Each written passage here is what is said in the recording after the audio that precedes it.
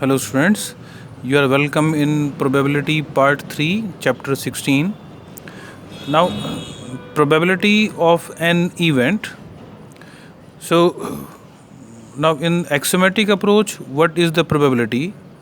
If E is an event associated to a sample space of a random experiment, so event S, sample space S, that can be written like this. So W1, W2 up to Wn, these are called sample points of this sample space. Now probability of the event using axiomatic approach, the number of outcomes favorable to event E divided by total possible outcomes. Now probability of A or B, it can be written as A union B. So probability of A union B, that is PA plus PB minus PA intersection B. So this is the formula to find out probability of A union B. In words it will be written A or B. Now if A and B are mutually exclusive, then A union B will be equal to PA plus PB, because in case of mutually exclusive events A intersection B is phi, that is it means there is no element, so probability will be 0. So probability of A union B when A and B are mutually exclusive is PA plus PB. Similarly, probability of not A, in symbols we can write down probability of A complement, and that will be 1 minus PA.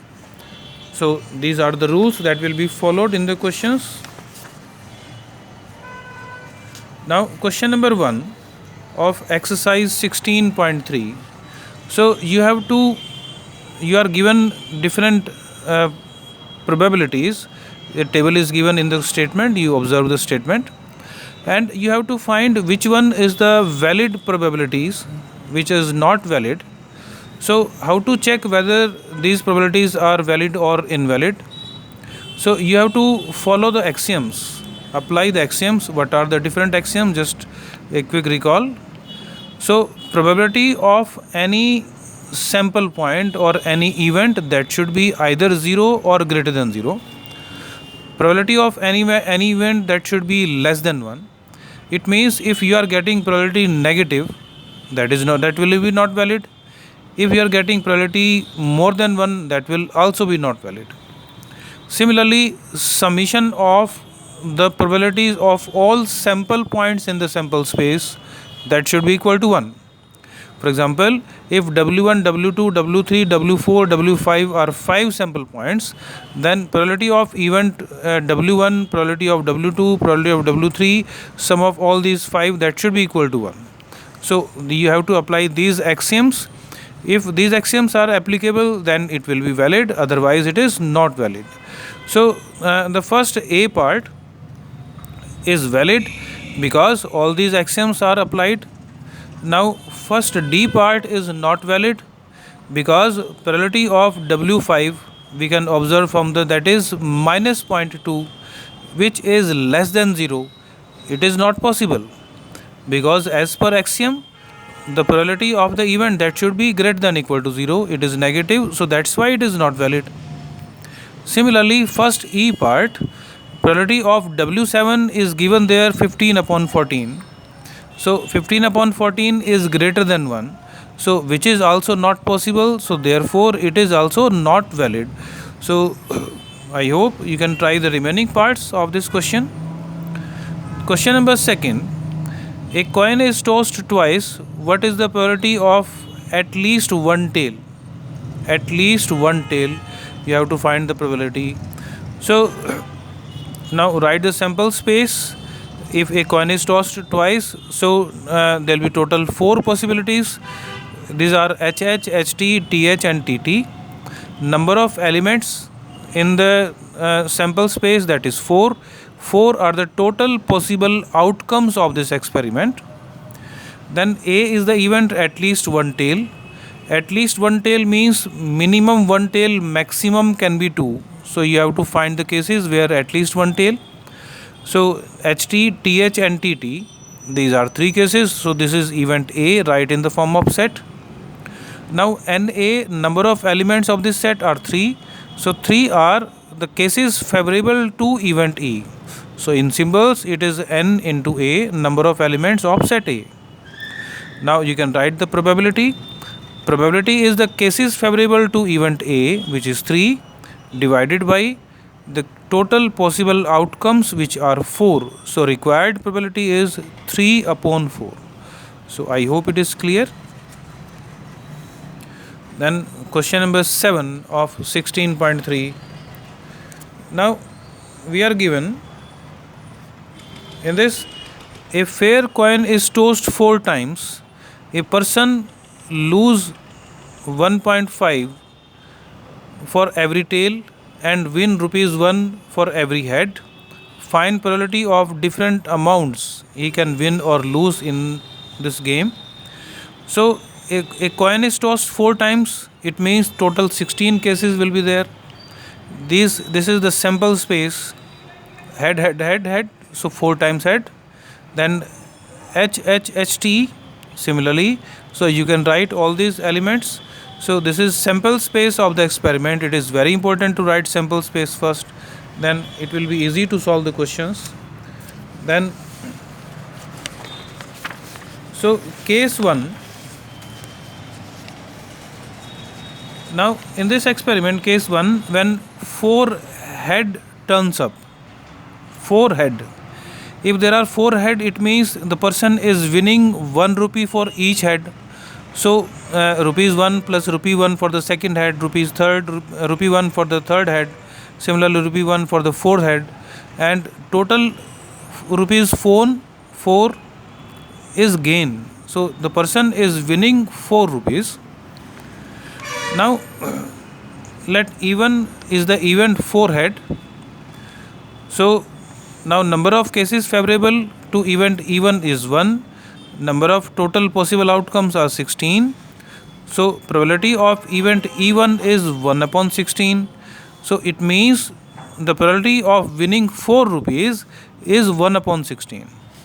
Similarly, 3 heads and 1 tail turns up. So these are the cases. You can select from this sample space what are the cases for 3 heads and 1 tail. I have selected here. So this is HHHT, HHTH, HTHH, THHH. There are 4 cases. And what will be the amount? So there are 3 heads. So 1 rupee is winning for 1 head. So rupee 1 plus. To win, plus sign. To lose, negative sign. So 1 plus 1 plus 1 for 3 heads. Minus 1.5 for 1 tail. And if you simplify, it is 1.5 plus 1.5, it means it is gain. So he is winning 1.5 rupees. So it means for this event, the amount win is 1.5. And find the probability of this event. There are 4 cases favorable. Total possible outcomes are 16. So probability of this event is 4 upon 16. So it means probability of winning 1.5 is 4 upon 16. You can write in the simplified form 1 upon 4.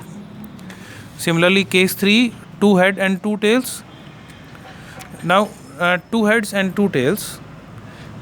So you write the cases. There are 6 cases. And for 2 heads, 1 plus 1. For 2 tails, minus 1.5, minus 1.5. The amount is minus 1. It means he is losing 1.1 rupees in this case. So total favorable cases to the event are 6, 2 heads and 2 tails. You can count in the sample space. And probability will be 6 upon 16. So it means the chances of losing 1 rupee, that is 6 upon 16, write in the form of simplified form. So that is 3 upon 8.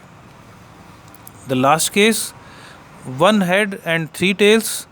This is event E4. Now for 1 head is plus 1. For 3 tails, minus 1.5, minus 1.5, minus 1.5. It means minus 3.5. He is losing 3.5 rupees now. The cases favorable are 4, the probability will be 4 upon 16. It means it is 4 upon 16 is the probability of losing 3.5 rupees. Now last case, 4 tails, let it is event E5. Amount will be rupees -6, it means losing 6 rupees. And cases favorable is 1, so probability is 1 upon 16. So the probability of losing 6 rupees is 1 upon 16. So I hope it is clear. So this is very important question of this exercise. Now question number 15. E and F are events such that probability of event E is 1 by 4, event F is 1 by 2, E and F is 1 by 8. So find E or F. Find not E and not F. So you write E and F can be used using symbol can be written like this: PE intersection F, that is given 1 upon 8. Now if you are required E union F, so use this formula PE plus PF minus PE intersection F. So E or F, it means it is E union F is required. So put values here, it is 5 upon 8. Now in the second part we are required not E and not F. Using symbols E complement and F complement. So AND word can be replaced by intersection. So E complement intersection F complement. Now recall De Morgan's law in the set. It is equal to E union F complement. So probability of this event will be probability of E union F complement. Now find complement. So it will be 1 minus PE union F. So 1 minus 5 upon 8 and it will be 3 upon 8. So I hope it is clear to all of you. You try the questions of 16.3 today. So thank you.